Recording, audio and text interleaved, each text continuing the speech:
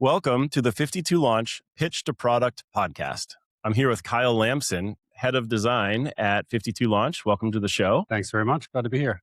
I'm Jon Ambrose, your host for today's episode, and we are going to talk all things design, how inventors can be successful thinking about developing and eventually launching product businesses. All of this brought to you by the expertise of Kyle.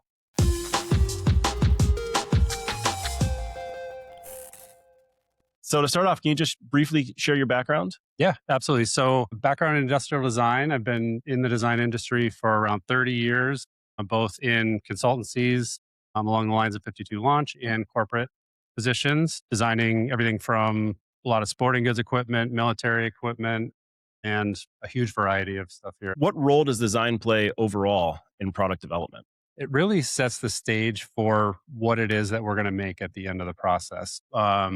Basically going to go through from the initial idea, problem statement, exactly what it is we're trying to develop, find the best solutions for that, and the best ways to manufacture it so that it can be a profitable product at the end of the process. And thinking about your background in all of these different spaces, 52 Launch focuses on consumer product inventors. Is this a different approach than some of the other spaces you've worked in?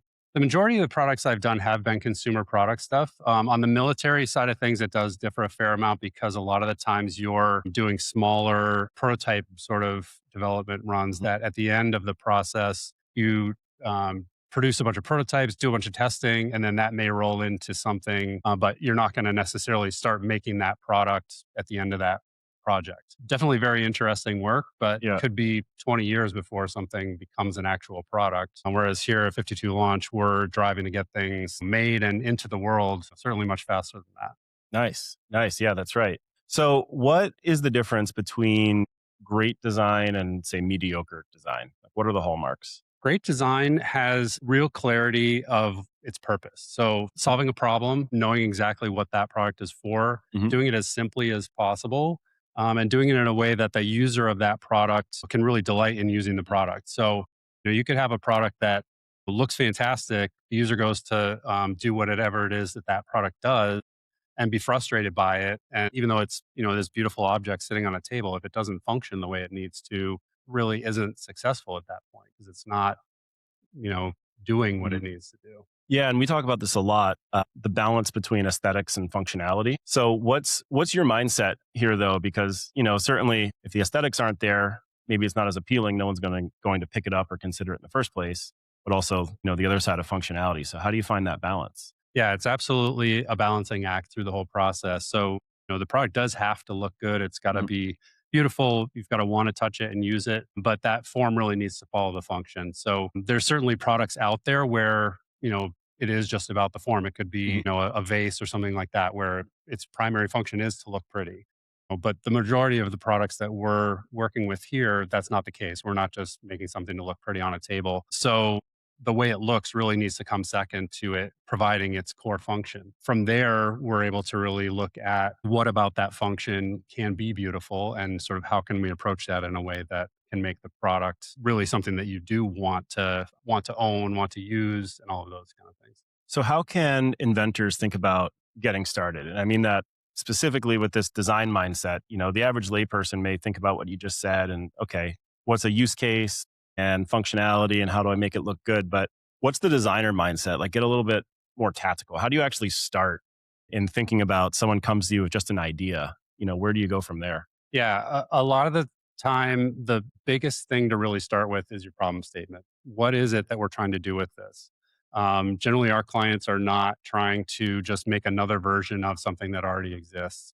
A lot of the times, it's something that they went looking for themselves, didn't find it, are looking to make something that didn't exist prior. So what is it that we're trying to do? So we start from that and then, understand who is the user of that product. What are they trying to do? What do they need this product to do for them? And in what ways can we then ask questions and learn about, okay, what opportunities are there that other products that may be already on the market that do something similar or do something differently, but could be utilized for this purpose? Exactly how can we find a solution to answer those questions? Yeah, I like that a lot. In investor circles, the phrase, or I should say, the question is used a lot, which is this oxygen or is this aspirin? And, if you think about that for any given idea, the products that are considered oxygen are the ones that really sell and are successful. And I think, like you're saying, think about that problem statement. That leads me to think about for what specific audience is this problem statement most compelling, most important to solve, who has the biggest need? And then do all of the other aspects of the idea line up? Can you build it in a way that's affordable, at a price point that they'll be willing to pay? And then again, at the end of the day, I feel like in layman's terms, so many people look at products and they say, all right, yeah, that's nice, but I'm not going to buy it, right? It's a nice to have. So if you can find that, oxygen versus aspirin in any given idea with the right audience, I feel like that's how it takes off. Yeah, I think that's a great way to look at it. And we talk a Mhm. lot with our clients about value propositions, and Mhm. a lot of it really comes down to that and really trying to simplify things, not trying to do 10 things with one object. It's Mhm. really what is the core Mhm. purpose of this? What is it trying to do? And what is the simplest way that we can possibly get there? Oftentimes, people will sort of see that idea and go, well, yeah, I could also do this and I could also do that, Mhm. and sort of keep adding to it. Oftentimes, that additive mindset doesn't become better than the sum of their parts. And a lot of times we're looking to strip things away and find like what's the simplest, most core version of this product Mhm. that we can develop, particularly as a V1, with most of our clients being individual inventors and entrepreneurs, not backed by a huge corporation that's got all this funding to launch the next version of their product. Starting with the simplest version Mhm. of your V1 product and really focusing on solving that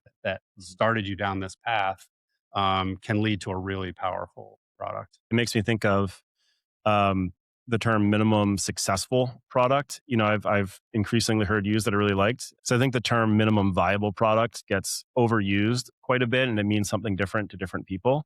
And I think the cynical approach is that an MVP is a cop out. It's an excuse that you did the minimum. But for the inventor who's serious about starting a product business, they want success. And it's like you're saying, right? Don't overbuild it. Try to have the first version be the right first version. And in my view, that's where that minimum successful product concept comes in. Maybe that balances aesthetics and functionality as well. All of that ties into what's the version of the product that will be successful as a V1 and yet can still be added upon in the future. Yeah, absolutely. And there's always give and takes.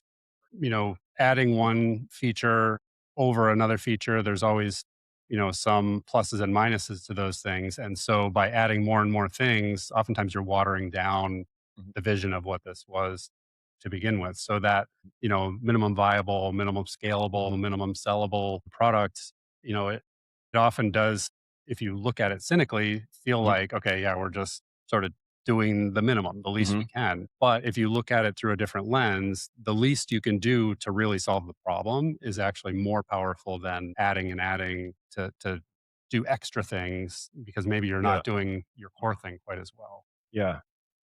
I like it. I like it. Well, that makes me think of for the inventors who go into this process, and I'll ask you a little bit about kind of the client experience at 52 launch. But I think broadly, whether someone's a client of 52 launch or not, what stands out to you as the attributes, the activities, the mindset, whatever it is of the inventors who get not only the most out of the 52 launch process, but just in general, again, maybe they're not even working with 52 launch, but like, what do you see as the things inventors can do in the process of building a product that make them more successful? I think one of the biggest things is having an open mind and an inquisitive mind.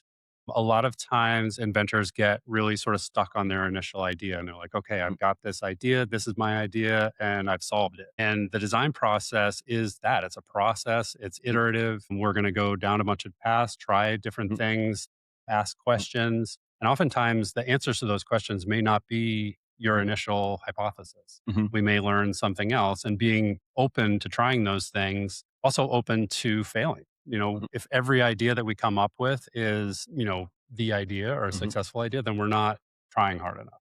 We've got to try some things, learn things, and be open to failing. Oftentimes, the biggest insights come from learning what doesn't work, and helps you learn what really can work. So, an inventor who is flexible and inquisitive and Yeah. open to that process is really well able to navigate going through that process and coming to what ends up being the best product solution Mhm. in the end, not necessarily just the first one. Yeah. So how does that, speaking about 52 launch specifically, how does that show up in our process? You have a large team, different expertises. So how does that show up in the work this larger department actually does? Yeah, our process is basically built around that. It's an iterative process. So generally, we're going to start by casting a wide net or actually before we even get to that point, we're going to, define those problem Mhm. statements, talk with the client and understand their project. But speaking to our process more specifically, we're generally going to cast a pretty broad net initially. We'll have some ideas that might be closer to what the client thought they wanted to begin with. We'll have some ideas that may push them in ways that might be uncomfortable, and other Mhm. ideas in the middle. And some of those ideas might not be the right idea in the end, but they might also inform ways that we modify or change things. So as we move through rounds of design reviews Mhm. and our process, we're going to down select, refine, refine, refine until we come to a finished solution. So that's going to go generally through hand sketching and presentations and ideas like that Mhm. before moving on to things like CAD or Mhm. tighter tech packs and things like that. There's also times where the idea might be something that we don't even know if it's possible. So Okay. before we even start drawing something, we might need to make a proof of concept model or something along Mhm. those lines. So the Yeah. process isn't always linear. We're definitely going to find the best process for a Mhm. particular project. So Got it. Got it. All right. A couple other quick questions for you. One, do you have any favorite examples of great design out in the world? Particular products you enjoy or anything like that? that's a tough one I didn't prep for. I know. Yeah. Surprise question. So this is a not an example of a specific product, Mhm. but one that early in my career was sort of an interview question that I had. Someone asked me like, if you were a car, what car would you be, kind of thing. Yeah. And the answer to it came back to sort of function and aesthetic, which is something we talked Yeah. about early in this. And I've always had a love for sort of sporty hatchbacks. I've Okay. been a GTI fan for a long time. What I love about them is super fun to drive, but at the same time, you can put the back seats down and load a whole bunch of stuff in the back, and it's super practical. So I think Nice. in that way, it's a refined and finished form. I feel the way that the back end of a hatchback or a wagon is Yeah. designed, functional, fun. So it sort of ticks both Yeah. of those boxes. I like it. It's a great example. All right. Last one for you, since it's always a hot topic. What's the best use of AI in the design space? Yeah, this is a tricky one, and it becomes, more and more evident to us every day. Mhm. Clients are using AI on their end, sort of in the process before coming to us, as well as in the process in working with us more and more. And the clients that are most successful with it are Mhm. ones that are looking at it as a tool. So oftentimes they can use generative AI for images and things like that. The things that we're able to learn most about the client's point of view from things like that is aesthetic sensibilities and sort of what they're thinking about their product. Where we see the most challenges are, that AI tool doesn't necessarily understand physics or how Yeah. something's manufactured or Mhm. how things can actually inhabit the Mhm. physical world that we live in. So while you'll see, you know, a, a generated image like that where the person has 12 fingers or something. Mhm. In the same way, the image that you show us maybe of a product that can't quite actually physically exist.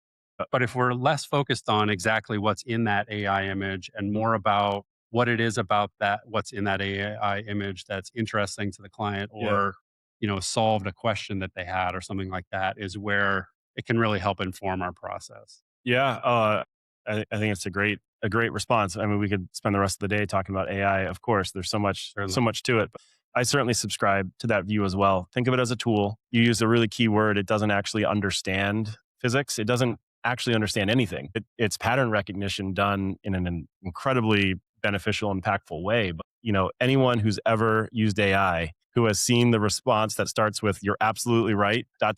That's what you're talking about. You still need to have some expertise to interact with it as a tool and get benefit from it. But certainly for concept creation, exploring different ideas, it can be really, really valuable, Yeah, and there's more and among other more things, of tools course. every day coming out. There's things that Yeah. we use in our process even. But again, it's driven by the designer that Mhm. understands sort of what those inputs are, what is good and bad about the outputs, and sort of how Mhm. to drive the tool. Yeah. Great. Well, anything I didn't ask you about or that you want to share? So, one thing I would say is as an inventor coming into our process in Mhm. particular, working Mhm. with 52 Launch, one of the pieces of advice that I have is to trust the process. Mhm. Certainly have your point of view, know your product and what you're trying to do with it. Mhm. But know that if we're suggesting things that are maybe outside of that, we're doing that in your best interest and from things that we're learning about your product as we go through Mhm. the process. So, being open and flexible, as we discussed earlier, to going through the process, learning about it will help you be successful, help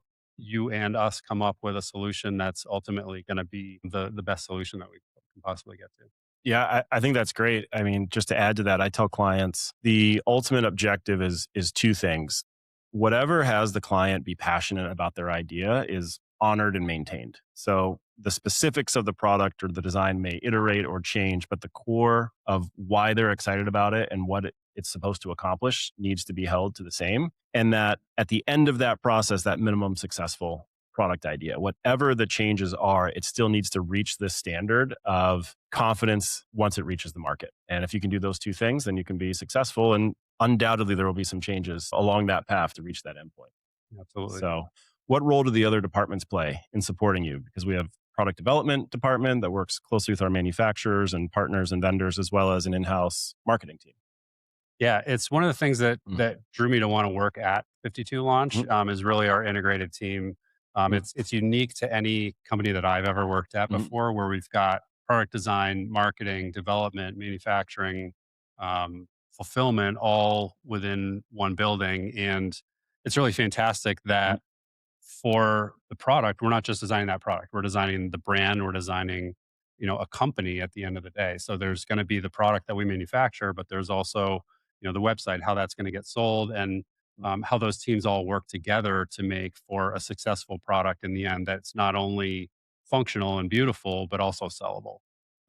Is really critical because you can certainly, create a beautiful Mhm. product that Mhm. if the price point is way out of whack Mhm. with what the consumer is willing to pay, or it's targeted to entirely the wrong person. Mhm. Those are things that our marketing team helps to really influence and leads to a much better rounded and successful product.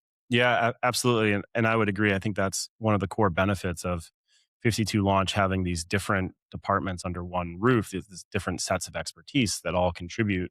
You covered form and function, covered problem statement. I referenced a bit, or we both did, the who is the audience and why do they care? You could go very deep into each of those areas. And that's why you have these different teams and departments to overall support the outcome. Yeah. It's a fantastic value Mhm. here too. If you were to, hire an Mhm. outside company that did Mhm. just one of these things, Mhm. your product or your marketing at the end of that wouldn't be as integrated. It might not Mhm. be as successful, but it would surely be more expensive. Yeah. We're able to do all of this together in an integrated way that's really affordable for our clients too. Well, Kyle, thank you very much. We appreciate your time. This is Kyle Lamson, the head of design at 52 Launch. This has been the 52 Launch Pitch to Product podcast. You can follow us on social media, visit our website, 52launch.com, or find our podcast wherever you get them.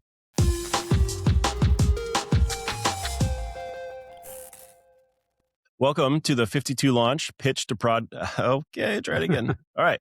Welcome to the 52 Launch Pitch to Podcast show. Pitch to Product, okay? Pitch to Product podcast. Yeah, if I could just read what show I'm on. Okay.